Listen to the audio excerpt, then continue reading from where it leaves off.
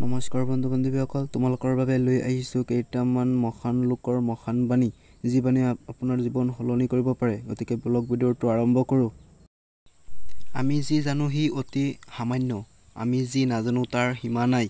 পাৰলেছ। মানুহে যিমান কিতাপ পঢ়িবলৈ শিকে সিমানে ভাবিবলৈ শিকে। জৱাহৰলাল নেহৰু। আনক সমালোচনা কৰিবলৈ যোৱাৰ আগতে নিজক সমালোচনা কৰা। নিজে শুদ্ধ আৰু পবিত্ৰ হ'ব পাৰিলেহে আনৰ বিষয়ে মতামত দিয়াৰ যোগ্যতা অৰ্জন কৰিব পাৰিবা। ছক্ৰেটিছ। যি মানুহৰ ধৈৰ্য শক্তি আছে তেওঁৰ অসাধ্য একোৱেই নাই। Benjamin Franklin. নিজক সদায় আনন্দত ৰাখিবা। আনন্দময়, উৎসাহী আৰু শক্তিমানৰ কাৰণেহে জগতখন, দুৰ্বল নিৰুৎসাহী মানুহৰ বাবে নহয়। উমাৰচন। তোমাৰ লক্ষ্যস্থান ক'ত সেইটো যদি ঠিক কৰিব নোৱাৰা তেন্তে কোন পথে খোজ দিবা কেনেকৈ জানিবা। তোমাৰ লক্ষ্যই তোমাৰ পথ নিৰ্ধাৰণ কৰিব। লিটন। শিক্ষাই জীৱন, জীৱনই শিক্ষা। লছ।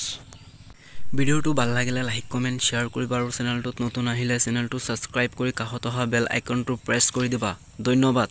জয় আই অসম।